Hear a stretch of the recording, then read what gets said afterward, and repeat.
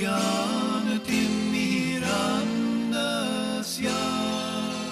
ज्ञानाञ्जना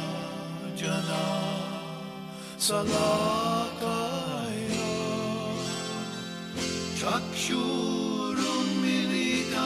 येन तस्मै श्री गुरवे नमः।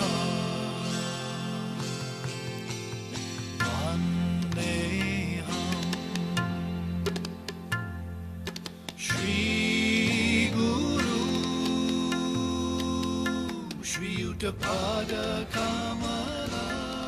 Om Sahana Vavatu Sahana Bhunaktu Sahabiryam Karavavahai Tejasvi Navaditamastu Ma Vidvishavahai. Om Shanti Shanti Shanti. Om peace, peace, peace. May Brahman, the reality, protect us. May Brahman sustain us. May Brahman illumine our thinking process. May we not find fault with each other, with the teachings and with the world. And may what we study be a source of inspiration to us eternally. Om peace, peace, peace. May peace be unto us, may peace be unto all.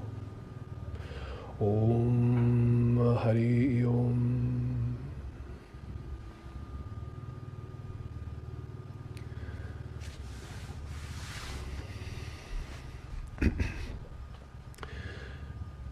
A good evening to everyone from the Hawaiian Islands, where our contingent, many of us, and some of us from our mainland centers in San Francisco and Portland, Oregon, have just returned from Mother India after a month-long pilgrimage there, where we took in all the wonderful atmospheres associated with Bengal, particularly Calcutta, but some of the outlying provinces too, like the birthplace of Sri Ramakrishna Paramahamsa and birthplace of Holy Mother, Sri Sharda Devi, his divine consort.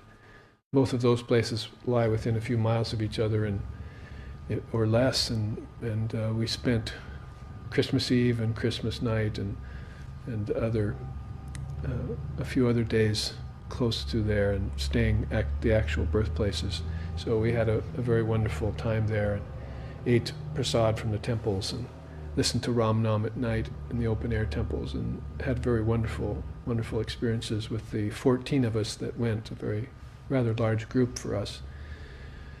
And no doubt all of you will be hearing from those who went over the next few weeks and months some of the stories and experiences people had. As I've often said, you can live in the West for decades and sort of reach an even keel as far as spiritual experiences are concerned, but never really have many highs or never have many lows. The way the opulent society and the way things are set up, everything is just pretty much even keel. You can attain it if you're a dharmic person, devotee, and so forth, and you keep your mind on the teachings. But in India, you get these extreme highs, spiritually speaking. They'll come to you just as a matter of course. You just spend a few days there, and you may have some desperate lows too, with the smog in the air and the various crowded conditions and the sights of poverty around you, people sleeping in the streets with no homes, and all the things that India is trying to clean up. And Vivekananda was very, very heartfelt about raising the Indian population out of that kind of poverty. So you will experience some very stark things there, but always mixed in with these very high experiences that come to you from places and people both. I call it Purusha Darshan and Prakriti Darshan. The Prakriti Darshan being more the temples and the earth, the atmosphere there, and the Purusha Darshan being associated with the Swamis and the holy souls and some of the very dharmic householders, the devotees that are very advanced in their spiritual practices. You have darshan with them. So you can't help but have some very powerful experiences there, and it's not often that you'll meet beings like that in your Western living mode so readily and have them so close at hand. for that kind of darshan. So this is a sort of beginning preamble to our satsang tonight. We had our arati, as you can probably see from our lit up altar, the candles there, and offered a hymn, as is our wont. And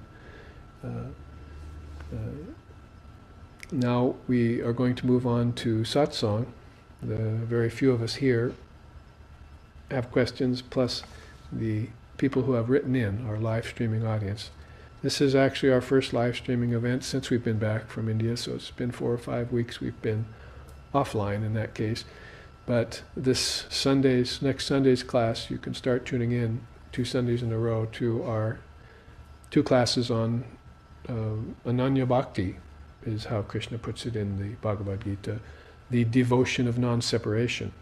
It's a very good English translation for a very old and profound yoga that Sri Krishna mentions, Ananya Bhakti, in the Bhagavad Gita. It has an elements of the bhakti in it, and also has intimations of non-dualism, as you can hear, the devotion of non-separation. So, as put by Shankara in the Viveka Chudamani, my devotion is to the teachings, my devotion is to discrimination between the real and the unreal. So there are beings who have a very non-dual stance in life, not necessarily in need of ritualism or teachings from other sources. Shankara was supposed to be an Amsa avatar, which means not only is he an incarnation of Shiva, but he also authored and composed scriptures of his own. That's a sign of a great manifestation when that happens. Because usually the scriptures are traced way back to ancient sources or considered eternal, coming through the minds of the rishis as mediums. So this mode of non-separation, or this way of living in Advaitic atmosphere, we've seen in great beings of the past and even in the present, in beings such as Ramana Maharshi and Swami Vivekananda, Sri Ramakrishna Paramahamsa. And that's the devotion of non-separation you're seeing. And they may evince a totally pure, formless love of God, or they may have a very deep relationship with a form, a god or a goddess, or they may do both. They may have both, as was Sri Ramakrishna's way. So we accept that all as Vedantists. And as Vedantists, whether we're advanced or intermediate or beginning, or we may be just kittens opening our eyes still, or some of us, even if we're advanced, we still feel that we're kittens opening our eyes, because there's so much which the Divine Mother of the Universe has to reveal to us if we keep our minds honed, our intellects clear, and our egos out of the way. Then we place that pure mind on the teachings, and revelation is readily available. It's always coming up like a bubbling spring of ambrosia, the songwriters of India call it. And in case you're thinking it's all that easy, there's also other things that come bubbling up, like questions. And so that sort of lays the ground for reading these questions to you and giving some answer tonight to those who are looking in our live stream audience. There are 3 that have come in here that have been written down, and I've just glanced at them briefly. I answer these things rather spontaneously, so I don't give them a lot of forethought.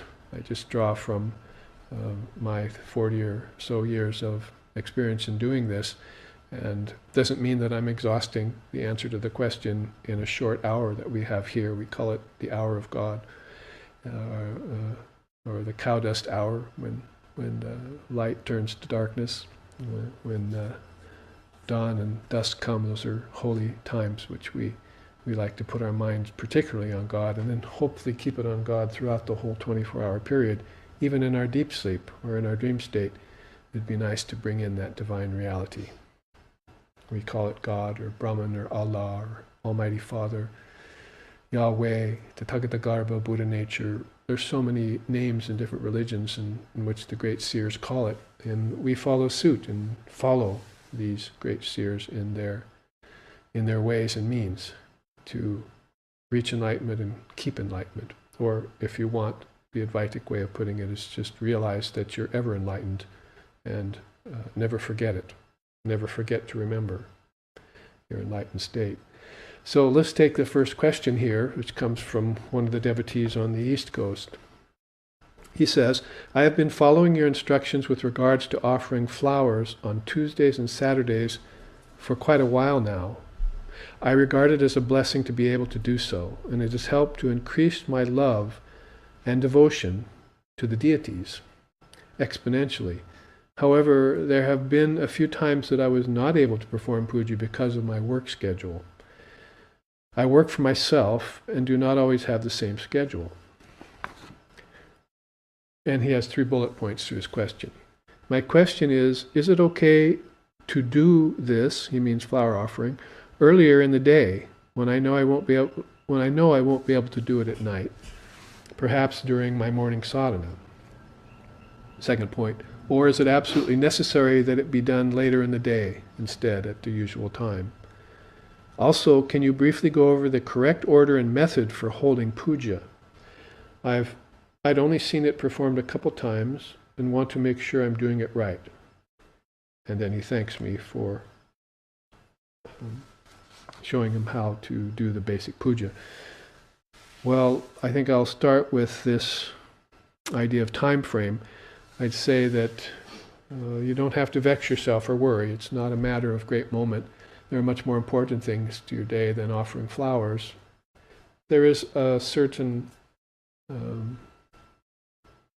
wisdom in keeping a certain practice going at the same time every day, like I was just saying, dusk and dawn. Those are times, Sri Ramakrishna Paramahamsa said, when man realizes that nature and the world is not under his own control. There are other forces working, forces of nature that are beyond our control quite often. Until the yogi has mastered all of the elements and so forth, then his idea of control would be transcendence. Probably to them, to those great souls, the only meaning for life is to transcend life. So, or to master it and be able to enter the body and leave the body at will without attachment, and also transcendent of ordinary and unnecessary sufferings. So what I'm saying here is that it's very important, say, in meditation, you might say, let's widen the description of puja here. So that a puja is time slowed down, isn't it? So that you can make the deity stop, so you can see the deity. You're taking an object, a deity, a picture, an image, and you're looking at it and you're offering it flowers. Why are you doing that? Just as a ritual externally? We know that that doesn't get you very far in spiritual life. Basically, you're slowing everything down. The mind is causing everything to move too fast, which is why in waking dreaming we don't see our soul going from the waking to the dreaming state. We don't see our soul going from the dreaming to the deep sleep state. If we did, we'd know the 3 phases of our consciousness. Waking, dreaming, and deep sleep, but who knows those? Most of us don't even know our waking state very well. So it's moving too fast. That's all.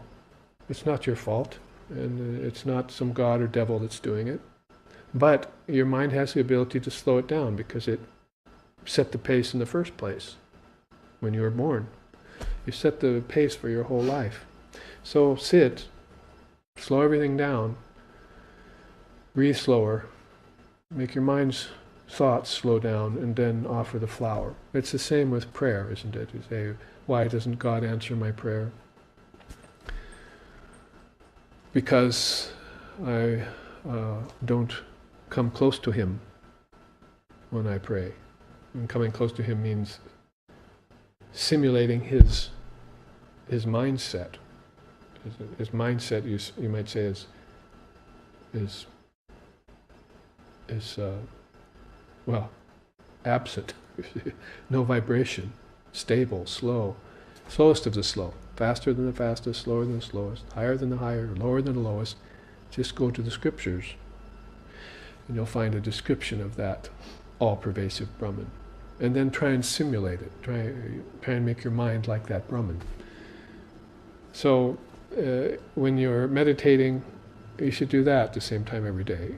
To get back to the point of your question, offering flowers the same time every day, doing puja the same time every day, yes, important, but not as important as your other forms of practice. That means my answer and my permission for you is to offer flowers any time of day you want. If you're doing it as a sadhana, then it's important to keep up your vow. That's what's important. God doesn't care if you offer him a flower or not, really, because God is not a person, place, or thing. It's not matter, energy, or thought. God is a all-pervasive reality. It's in the flower you're offering. It's in the act of the flower you're offering. It's in the motion of offering the flower. It's the deity that you're offering the flower to, and it's also in your own heart. So there's no real need to feel like, oh, if I don't offer flowers, God will be offended. Your mind is more likely to be offended, because I forgot to do my practice. So if you're taking a vow around a thing, yes, it becomes more important. Vrata, vow is very important to keep. As far as the time of day, busy people in this busy time need to adjust that to their work schedules. But I would say that allowance probably should not be made, that compromise should not be made in the case of your meditation, and hopefully in the case of your study. Those two things should be done in conjunction with one another at the same time of day. It's more important to do that than ritual. That is, those can be a higher kind of ritual for you. Now, as far as what else you're saying here, as far as the correct order and method for doing puja, puja is many different ways, of many different kinds, to many different kinds of people in different religious traditions. Puja is just our word in India for that kind of concentrated worship, wherein you first purify yourself with Ganges water, take a little and put it on your centers, on your chakras, then make sure you're pure. And you can do different nyasas, you can do different mudras, you can do various things to purify yourself, purify air, earth, fire, water, and ether, because those are the things that you're using to offer back to the Lord with a pure mind and pure senses. So the basic order is purify the elements, purify the senses, and purify the mind. That is the attitude. And then enter into your worship. Or those three things can be the preliminaries to your worship. Now, if you're not trained to do that, then a simple order, as I've said, is to take some water, Ganges water, and say your mantra, and then light incense and burn it, circle it around the deities, as all the time repeating the mantra in your mind, or even out loud if you want. And then put that in, you're offering fragrance, which is earth, sacred earth to the Lord, and it's going through smell. Do you see the connection? The Father of Yoga says basically you connect earth to smell, right? And you connect water to taste, and you connect sight to fire. You can connect air to hear, to touch, and hearing to ether. So the five elements and the five senses go together. So make sure you know that connection when you're doing the puja, otherwise that subtler connection for doing the puja doesn't occur to you. You're just waving lights and waving incense and offering a flower, and that's it, and you go away. So make sure that you bring your intellect into it, your teachings into this. Bhakti, Jnanam, and Jnanam should not be left unconnected. And karma is the foundation of them all, as far as the puja is concerned, right? Because Sri Krishna says in the Gita, the best austerity for the body is not fasting or running or eating health foods or any of those things. The best austerity for the body is worship, is bowing down. There's your exercise. You get far more benefit from one prostration than you do from jogging a mile. So this is the greatest austerity of all, is worship. So you enter into it in that spirit. So make sure you bring in Jnanam and Dhyanam, the wisdom of the puja, the meditation that you're entering into. Meditation just isn't sitting with eyes closed. Meditation is also with eyes open. And then the actual karma, the actual action of the thing goes on. And the bhakti, of course, is your desire in your heart to please the Lord through worship. So those are all things to keep in mind and a part of the order of this. But back to the simple order again: Ganges water, incense, flame. You see, now you've added to earth and water, you've added fire, right? To your sight. So now you see how it's just pretty easy to follow it. If you say from gross to subtle, there's earth, water, and fire, and air and ether are then more subtle. So if you keep in mind the 5 elements from gross to subtle, you'll know the order of the puja, basically. And also, you'll know that at the same time you're purifying the senses, right? Purifying the sense of smell first, and then you're purifying the sense of taste and the sense of sight. And by the time you get to air and ether, you'll have set the ground for the simple puja. So you can offer flowers then. See, flowers are earth too, but flowers really have more of a sense appeal to the eye, don't they? So you offer them for their beauty to the Lord. And then you sit and you meditate like ether. That's the 5th element.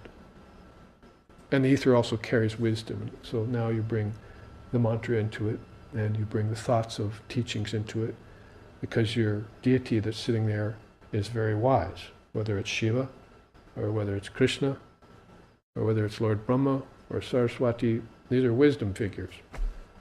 Not to speak of Mother Kali. So these are Wisdom Mother. And so there's your simple, easy to remember, easy to align order of your daily puja, your daily worship. And also you can add a song in there. See, whether you sing it yourself or whether you play it on a CD or something. And then you add that bhajana. You see, bhajans are sacred sound into it. Yeah, so now you've got the ears involved. So everything is brought forward to the puja. It's rather a quick answer, but I think the question is not that profound.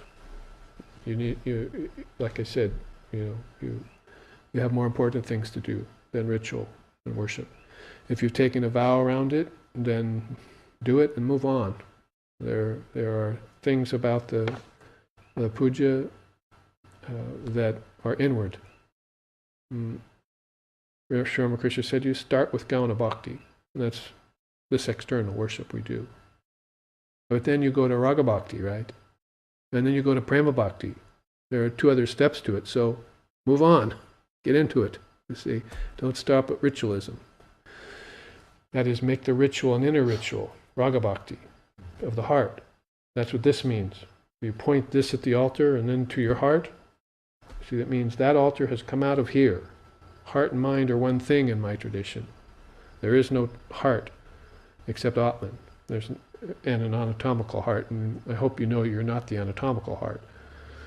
So the heart is really the Atman, and that's what the mind is trying to realize. And it needs to be purified to do that. Then once it's purified, it is Atman. Pure mind is Atman. Pure mind is Buddha mind. Pure mind is Brahman. Lord Buddha and Sri Ramakrishna said that at 2 opposite ends of time, 550 years BC and 1800, mid-1800s, you see. 2 great souls, 2 illumined souls, 2 avatars. So they know that to purify the mind, then the devotee becomes Brahman, realizes his identity with Brahman, just like pure water being poured into pure water. You do that in the puja sometimes, you see. You have a kosha, a flower, and water, drop of Ganges water in it, the whole thing is sacred. You don't see that going on because you're moving too fast. If you slow it down, then you can see the Ganges water actually purify the whole kosha full of water. Like Holy Mother used to offer the food to Sri Ramakrishna, and it was so slowed down for her that she could see a beam come out of the picture's eye, the image in the picture, or the deity, and touch the food, because that's because she was slowed down and observant. And once the light came out of the image and touched the food, then she'd offer it to us, you see, to the rest of the devotees. So, slow that down, is what I'm saying again, returning to that teaching.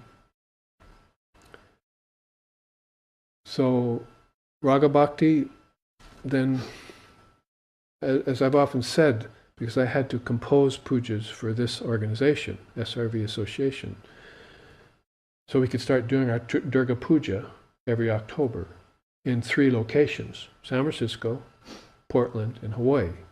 They talk about Kali Puja being done in only 1 or 2 places over the last 20 or 30 years in the Western Hemisphere. What about all the Durga Pujas we've been doing? See, at SRV in 3 locations. Talk about your Triputi. So basically, I had to compose those pujas, and the reason I'm bringing that up is to say that as I composed them, I pulled them out of my own experience, my teacher's puja, that is he who taught me puja, who's actually still alive. I saw him in India today, Jai Swami Damodaranandaji, if you're watching, or if you ever watch this, I met in Fiji at the Ramakrishna Center there, and he taught me puja, some early forms of puja. And then also I drew it from the scriptures and from the Ramakrishna order's puja that I studied. So I composed this. The reason I'm saying this again is because when I put this all together into a form that would last about 2 or 3 hours, then I started to memorize it. And when I memorized it, I started doing it in my head. First time I did that puja in my head was at 40,000 feet in an airplane, flying 5 hours from Hawaii to San Francisco. So it had all been written down. I put the book aside and I did the whole puja in my head. It took me about 20 or 25 minutes. This was to check myself to see if I had memorized all the mantras, if I knew the order of everything, and if I could actually go to San Francisco and do it externally, Gauna Bhakti. So the Raga Bhakti was actually, it started out Gauna Bhakti, turned into Raga Bhakti, and then turned back into Gauna Bhakti again. And one of these days maybe I'll realize the Prema Bhakti of it all, you see, and go into ecstasy doing it. Like Sri Ramakrishna Paramahamsa used to do when he worshipped Mother Kali. So, taken some time about this matter to show you the deeper elements of it. The question is a good one, but as I said, move into the spirit of the teaching of the puja inside of you and carry it as deep as you can. And follow the instructions as well as you can. If you cannot do it in any particular day, then I would say it's not going to kill the Lord, you see, or hurt him in any way. However, if you stop doing your meditation, it's going to hurt the mother. See, Holy Mother used to say, if you start into anything and then give it up, it hurts. It would be better if you had have never started into it. So it's a very good teaching. Many people start and stop. I mean, we just said slow everything down, right? If you slow everything down and then speed it up again, you see, without realizing the value of slowing it down and extracting the essence out of it. Like people who went to India with me, see. When I take people to pilgrimages, they run off, you see, around trying to grab experiences around the city. And I'm saying, slow down, one experience at a time, one a day, maybe one every 2 days. Take a day to rest. This isn't the West. Otherwise you'll get sick, you see. And they do. So slow everything down. Extract the essence out of the experience. Otherwise, just experiences will come and come, and isn't that life? Isn't that born in ignorance, die in ignorance? You never extracted any essence out of your experience. It just became a line of memories, most of them which you can't remember anymore when you get old. So how do you expect that you will be born in ignorance in your next lifetime and won't remember anything you did before?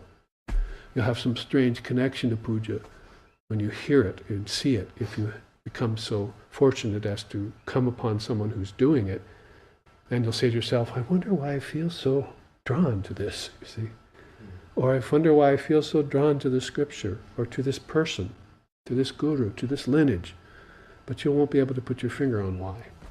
But you will if you did everything consciously. If you slowed everything down and extracted the essence, you will take that essence with you when you leave the body. And that's the secret of the yogis. That's the secret of being born in higher consciousness. Or not being born at all, if you want to put it that way. Ajativada, one of the great Advaitic elements. So, some more about this slowing down and this taking everything by stages. Very important. That's spiritual life. Otherwise, it all becomes just a wash of experiences that just flow past you like a river. You never know what happened to you. So, let's take another question here now. This one's from a young man I recognize on the West Coast. So we went from East Coast to West Coast. Let's see what they're thinking in that location. He says, what is the relationship between karma and dharma? The same as between yanta and tantra. No. My initial observation is that they do somewhat opposite activities. Karma I see as a force that pushes from behind or from the past and shapes the present. But at the present moment, one's karma is utterly inscrutable. That's a good point. They may have made karma or destroyed it, but the karma is up to that point, is established. In other words, the past is the past is the past, but the future, one may have to stay in. So, on the other hand, dharma is a force that pulls or attracts. One acting according to the dharma has a goal or future prospect. Does dharma start where karma stops? Can you explain a little bit about these causal functions and how they relate? Well, to sort of boil it down into one sentence, then he's talking about karma being a force that pushes from behind, and dharma something that attracts you. So he's got a good premise for his question there. He brings it to a head here when he says, does dharma start where karma stops? If one, to return to what I was just saying at the end of the last question, if one is born in the Dharma, dies in the Dharma, is born in the Dharma, then probably the karma is neutralized. So you're not coming into this life with a lot of karma to worry about. Like they call it baggage, psychic baggage, physical baggage, mental baggage. There's a lot of weight that people bring with them into their lifetime, and they usually can't explain where it came from. And that's why he says here so nicely, I like the word, inscrutable. Karma comes from the past, causes things to happen, but once the karma has already fructified, that's prarabdha it's called, present karma, then it's inscrutable. You don't know where it came from and you can't explain it. And it's also very sticky and hard to get out of. So this inscrutable nature of karma after it's already fructified is precisely what we're trying to get beyond. There's another karma that proceeds from that they don't speak about much in the scriptures. It's called kriyamani karma. It's a fourth kind of karma. Swami Abhedananda brought it out as far as teachings. He's one of the direct disciples of Sri Ramakrishna. In several of his books on karma, they're worthwhile to read those. Kriyamani karma is a kind of try and put out the fire karma. Or as Ram Prasad in one of his songs says, where do these little white beetles come from out of the woodwork? They're coming from everywhere. He's really describing his mind. thinks his mind is in a fine and fettle shape, but all of these problems are rising in the mind nonetheless. So he's getting tired of that problem. So that's Kriyamani karma, things that spawn out of nowhere from Prarabdha karma that's latent. It's been brought forward from a latent state. So those four kinds of karma, Sanchita, Prarabdha, Kriyamani, and Agami, they're called, are a kind of circle, or a cycle, you might say, that are constantly feeding off each other. Very difficult to break. And interweaving in those karmas are the three strands of the gunas, also very difficult to see and break free of. So you've got triputis that are very beneficial for your spiritual life, and then you've got these other triputis you ought to look at that are very detrimental and bind you down. So that's relationship, he says here, between dharma and karma. Karma, does dharma take over where karma leaves off? No, not necessarily. Maybe in the ordinary person, actually dharma begins to destroy the karma when karma is recognized and brought into the picture. One has to recognize the effects of the cause. So he calls this the causal functions. How do they relate? So you're going to have to trace, and by the way, just like you did with the puja, you traced everything back to the elements, you put the senses together with them, and then you put the mind together with the senses and tried to purify the whole shooting match, didn't you? So in that same way here, in your meditation yoga, you're going to have to look at your karmas and examine them and call them forward and neutralize them. Best way to do that is in the Dharma. So this is really the connection I'm trying to bring out here. Karma and Dharma aren't necessarily one after the other, but one is actually implemented to help destroy the other. That is, if you're talking about karmas that bind, that hold one back. There are also karmas that are positive and help you move forward, give you an impetus. So this relationship between Dharma and karma then is very important to look at in terms of your meditation yoga, dhyan yoga. Sri Krishna says that in the Gita, that after a certain amount of time, the yogi will see his past lifetimes. So actually, he's meditating on this cause and effect in so many ways. Senses to elements, to mind, to cosmic mind, to Purusha, Atman, and so forth. And pretty soon he learns to dissolve the mind stream back to its source, and then take it out again, unfold it, and look at it. So he can do the same thing with his karmas, can't he? By reading what they call the Akashic record, which is actually not a very hard thing to do. Many people even intuit it who aren't yogis. But this idea of a karmic pathway one's left, a residue of karma, is also there in the causal memory of a soul, of a mind soul. And so you need to, it's just like if you were a good tracker, then you'd see little twigs, and maybe the person or the animal you're tracking doesn't leave any tracks, you see, but you leave little things out of place, and so you can find your way towards that goal. It's the same way in reading karma with your meditation. You have to find it out, bring it forward, and then destroy it. And then when you come out of your meditation and you proceed with your life, you'll find yourself much lighter, moving forward much quicker, much easier, without these obstacles in the path. You know how Ram Prasad sings that in one of his songs. He says, "One day I woke up and my karma was gone, utterly gone." And then marveling about, thinking about the truth that got rid of the karma, he says, "Who can keep a blazing fire tied in a cotton cloth?" A cotton cloth is like this karmic web you've created.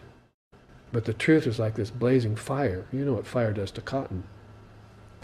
So all we need to do is bring in that truth, which is the Dharma, which is dharmic in nature, and destroy this covering of cotton called karma. So I would say that's the most important relationship to think about, not so much sequence, because both these questions are about sequence, right? What order should I do the puja in? See, what's the relationship, causal relationship between karma and dharma? It's about linear things, and we've been thinking about linear things in that way far too long. We need to break out of that bag, punch our way out of that wet paper bag, and begin to look at things the way the Lord sees them, the way the Divine Mother sees them. Like Meister Eckhart and great souls like that. If you want to see how God sees, if you want to see God, then you must see how God sees. So you can't look from the standpoint of limitation and sin and bondage and so forth and expect to see God. You're keeping yourself under a press. You must rise to that great felicity, to that great ananda. See, experience a little bit of it, and then look at what you think is what you want to see, and see it revealed. That's the nature of revelation. It's in the nature of everything, revelation. Even in the nature of an object. Everything holds revelation. And each thing can hold it at a very profound level, like science. It's revelation about the object being formed of particles and vibrating at a very quick rate. That's a revelation that is far beyond just seeing the object, isn't it? You can see objects all your life, but as soon as you know about the particle, well, that's going to completely awaken you to other atmospheres, to other ethers. We call them akasha in Sanskrit. There's no word equivalent in English for akasha or maya, the covering power. We just call it deception or something like that, you see. But Vedanta says false superposition, see. And Buddhism says shunyata, you see. And Tantra says avarana shakti, vikshepa shakti, covering, distorting power. They've looked at these things and they know that there is a distorting power and there's a covering power, and if they can wipe that all away with the revelatory power, then they know the truth. And guess what happens when you know the truth? The truth shall set you free. What else? So they live free. So this all connects back into this relationship between karma and dharma. Swami Vivekananda used to get upset at some of the people he met in India who said, "Oh, Swamiji, I would love to follow your Advaitic teachings and be enlightened, but I have my karma. I don't see how I can get beyond my karma." And his classic response would be, "Blast your karma right now." He wasn't just like offhand saying, "Oh, it's easy to get rid of." That's not the point. It's that bring a great force to bear. Bring a light into it. It's unreal, isn't it? Resist not evil means evil's not real. If you resist it, you're actually giving it a hold over you, because you're considering it to be real. People are doing that not just with sin and devils and evil and so forth, they're doing it with everything in the world. They're actually rendering everything into the world into a limitation, into something that's keeping them back, holding them down. Completely reverse that tendency and see it all as revelation. And then you'll be a real scientist. And once you do see the particle in a thing, and the vibration, know about the vibration of the thing, turn that into a vibration of divinity. And then you'll know the source of things. So Dharma leads you to the source. And karma, if it's negative, or even if it's pleasurable karma, holds you back. Sri Krishna actually makes that distinction in the Gita, when he says, "Arjuna, what you want is that which is sour and, sour in the beginning and turns sweet later. You don't want which is sweet in the beginning, because that'll turn sour later." So the yogi goes out and looks for this pain in everything. The revelatory power is painful at first. It burns away. It's austerity. It's fire. It's the real meaning of fire. And so he gets a hold of it and says, I'm going to use this to burn away this pain and this suffering so that I can come to this unalloyed, uninterrupted bliss that they call Ananda. No equivalent for that word either in English. Joy, happiness, ecstasy, maybe you're getting close, you see. But Ananda is a word without an opposite. It's not like joy and sorrow, happiness and sorrow, or joy, and grief or something. It's an eternal verity, and they describe it as that. Like those people whose last name is Ananda, and there are many thousands of them. See, if you were delivering a telegram to a bunch of monks, you see, you walked into the room and said, "I have a telegram from Mr. Ananda. Would the Mr. Ananda please stand up?" And everyone in the room would stand up because they've all selected Ananda as their last name. So they know the nature of bliss, and that's what they've named themselves. They are that. That thou art. So these are people who have very much delved into the Dharma. And probably you could say from Dharma to Swadharma. Dharma is your pathway, you see. You're going to have to go beyond Dharma to what's called sadhana, practice.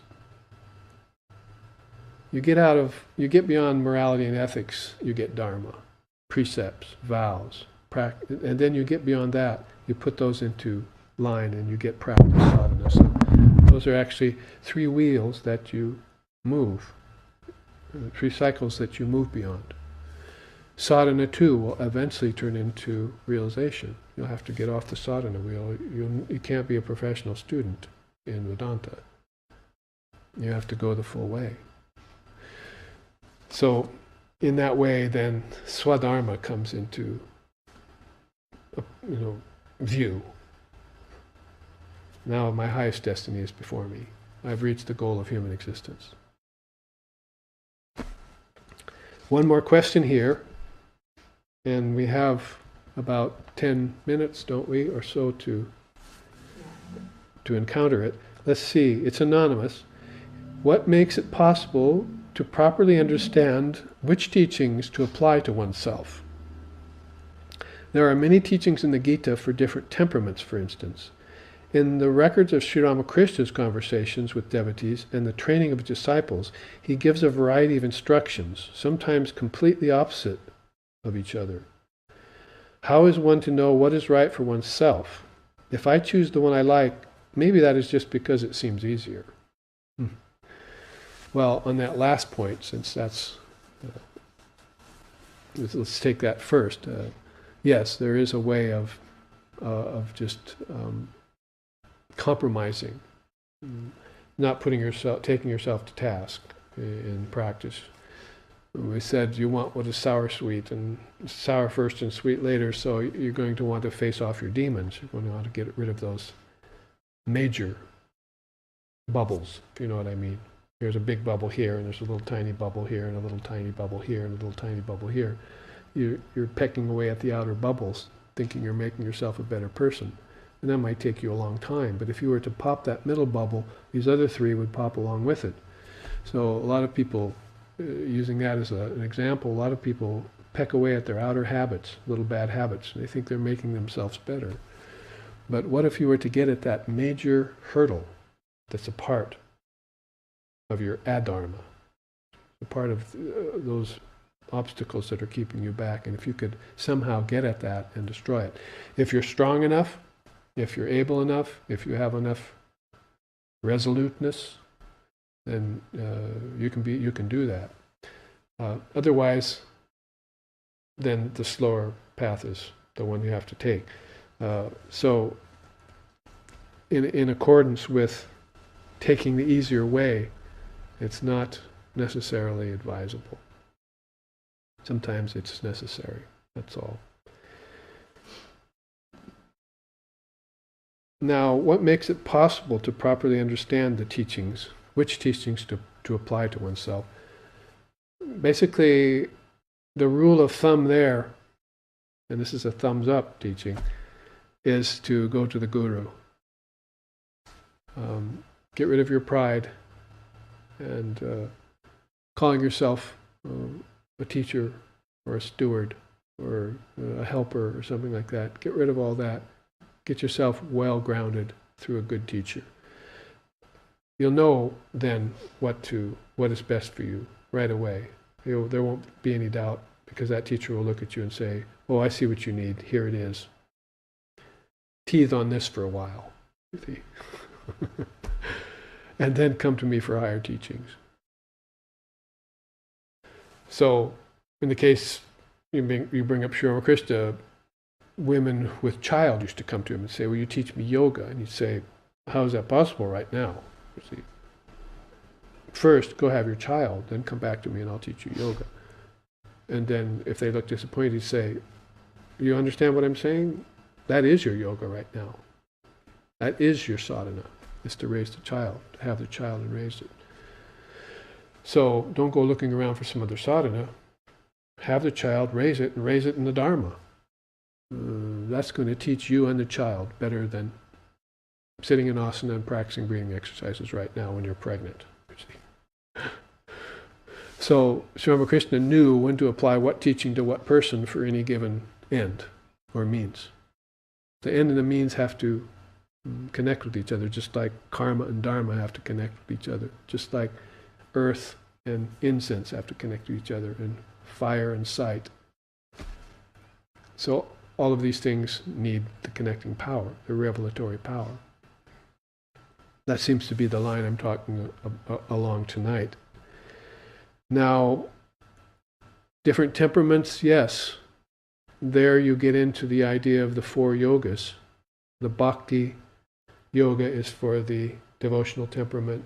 The jnana yoga is for the studious temperament. The karma yoga is for the active temperament. And raja yoga is for the contemplative or meditative temperament. So right away in Vedanta, they don't leave anything to chance. They say, here's the 4 yogas, here's the 4 temperaments. Find out what you are and adhere to that one which you're attracted to. Then you have the right perspective, you see. Once you have the right perspective, then you read some books on Vivekananda's teachings and you find him saying, now expand it. You're good in that one yoga, I call you one-sided. I want you to become many-sided. If you're a good karma yogi, then you know the art of action, but you don't know anything about the art of inaction yet. So now start meditating. And so action and inaction, karma and dhyana are not opposite of each other, are they? They're actually to be taken in hand as an integral yoga or a synthesis of yoga. People have called it different things.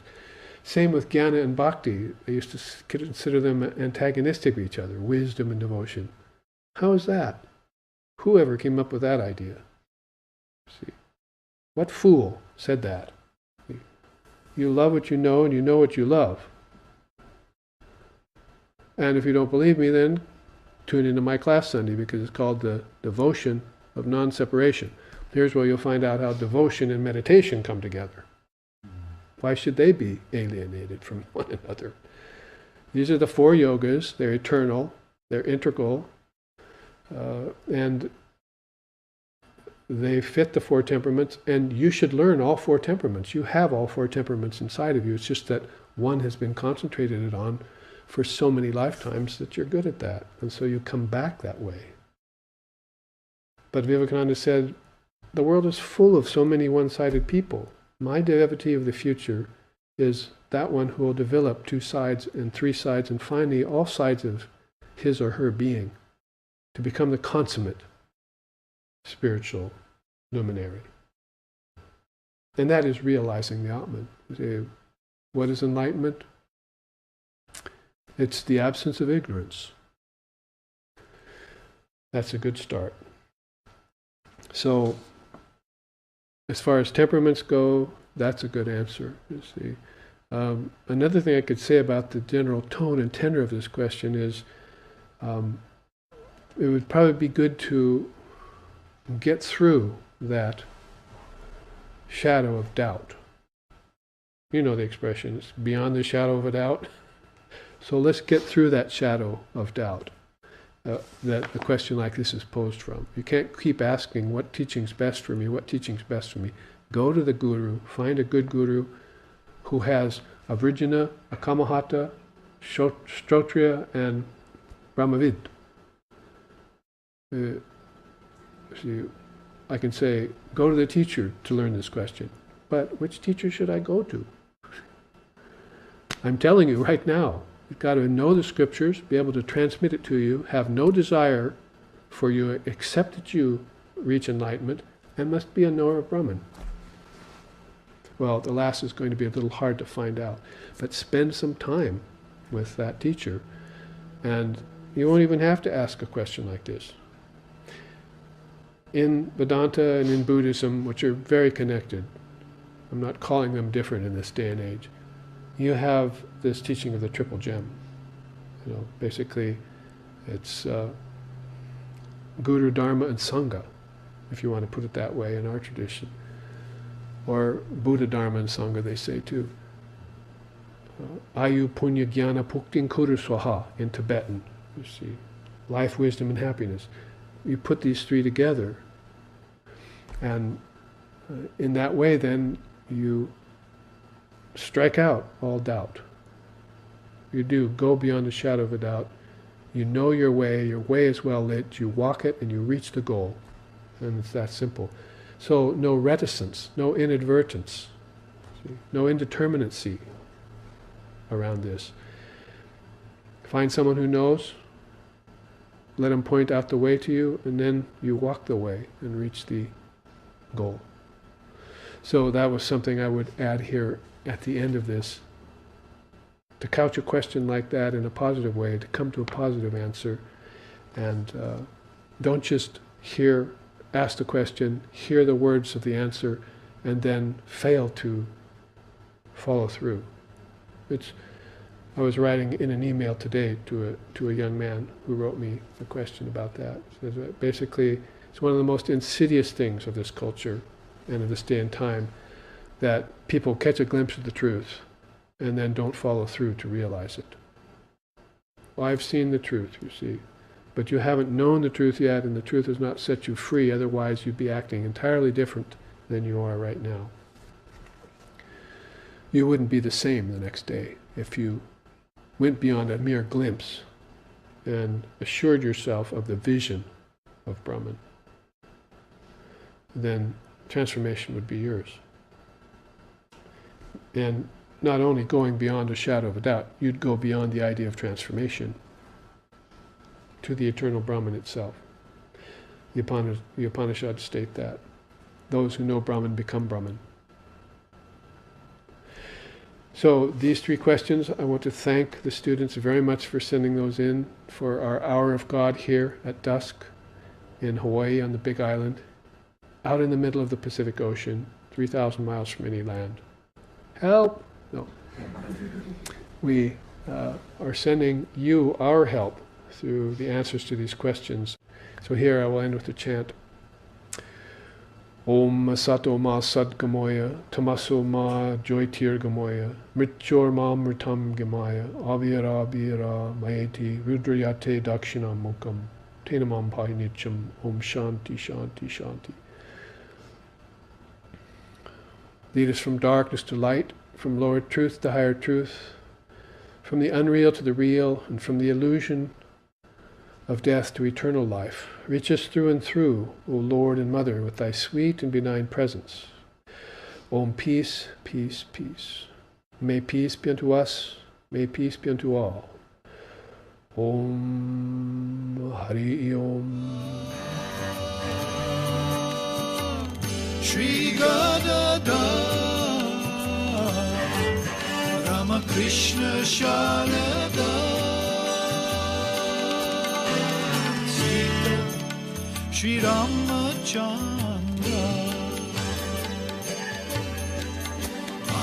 Vandeham Shri Guru Pada Kamala Shri Guru Shri Guru Shri Guru Vaishnavamscha